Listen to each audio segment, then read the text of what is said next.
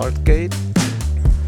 Enzo Nilo wants to step it up. Whoa, that was a backflip, huh? Put to the feet perfectly. There is the front side flip to his feet. It's also a very last rider, Tiffany Pertin. Wow, super controlled also.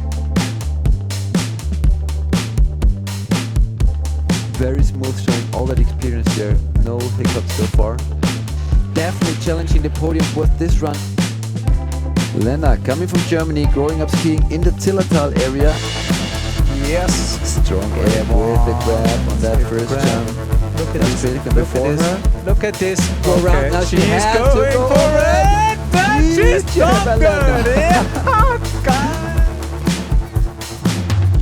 That means you're ready for Timo Röshofen from Germany. St. Anton being his home ground.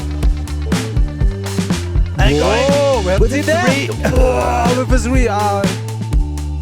Whoa. Even though I didn't take a lot of speed on it.